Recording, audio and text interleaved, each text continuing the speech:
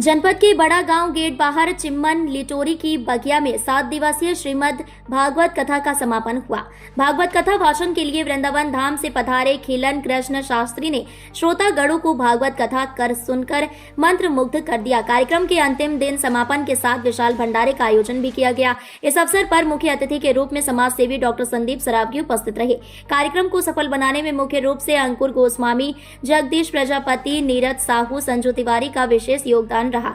इस अवसर पर डॉक्टर संदीप ने कहा, भागवत में ज्ञान योग, कर्म योग, समाज धर्म, स्त्री धर्म, आप धर्म, राजनीति आदि का ज्ञान भरा है। यह एक ऐसा शास्त्र है कि जिसके सुनने से और उसका अनुसरण करने से जीवन से संबंधित सभी प्रश्नों का उत्तर पाया जा सकता है। साधक को साधन मार्ग में क्या क्या संशय आते हैं, इन सब पर विचार करके भागवत पुराण का रचना की गई है। हमें इस प्रकार के आयोजनों में समय समय पर सम्मिलित होते रहना चाहिए और अपने आगे आने वाली पीढ़ियों को भी इसके महत्व को समझाना चाहिए, क्योंकि दूसरी सभ्यताओं का अनुसरण करते हुए हम अपने धर्म से विमुख होते जा रहे हैं, जो भविष्य में सनातन के लिए एक बड़ा खतरा है।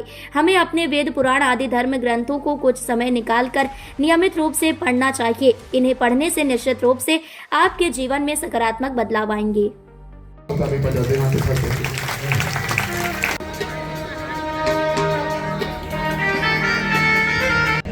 वंदन अभिनंदन करते हैं सभी माताओं बहनों का, गुरु जी का, भागवत कथा वाचक हमारे गुरुदेव का, जितनी माँ बहनें हमारे परिवार के लोग यहाँ पे बैठे हैं, उन्हें इस बात से अवगत कराना चाहते हैं कि हम लोग कोई राजनीतिक आदमी नहीं है, सिर्फ एक छोटे से समाज सेवी हैं।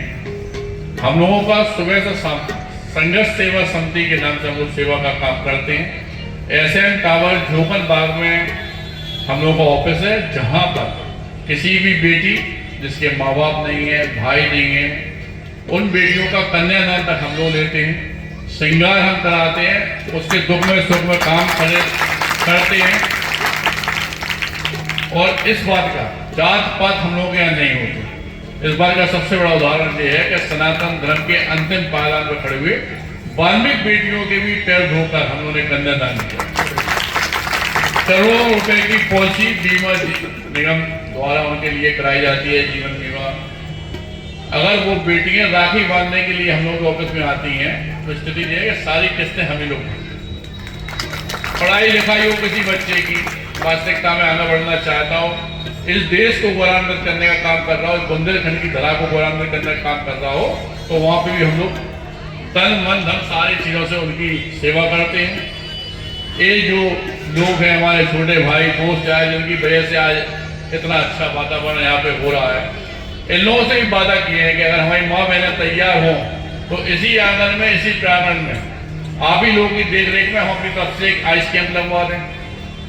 किसी को मोतियाबिंद तो फ्री इलाज, आंखों पे चश्मा हो या दवाई हो, सब फ्री इलाज आप लोगों से वादा किया है। जब आप लोग कहेंगे भैया वगैरह, तब यहीं पे ये काम शुरुआत कर देंगे। जनता सेवा से जुड़े हुए कोई भी काम, हम लोगों का जीवन है इसीलिए कि सिर्फ सेवा करना और संघर्ष करके अपनी जिंदगी जिए, इसलिए संघर्ष सेवा समिति नाम रखा है। क्योंकि बांके बिहारी जी के चरणों में आज ये सब बातें हो रही हैं और हम लोग उनका कारा न लगाए तो बेकार लगेगा, इसलिए सभी माँ बहनें एक साथ बोलेंगी, बांके बिहारी लाल की जय हो। और धन्यवाद करना चाहते हैं और सभी माता बहनों से एक बार दोबारा यह आग्रह करना चाहते हैं कि कभी उन्हें लगे कि अपने परिवार के सदस्य के रूप में, अपने बेटे के रूप में, भाई के रूप में किसी जरूरत है तो एक बार एसएन टावर झोपन बाग पर आकर जरूर बात कीजिएगा।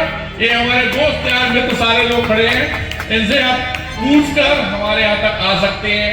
ज्यादा दिक्कत कोई परेशानी हो तो हम आपके यहाँ तक आ सकते हैं, कोई दिक्कत नहीं है। धन्यवाद करना चाहते हैं सभी लोग।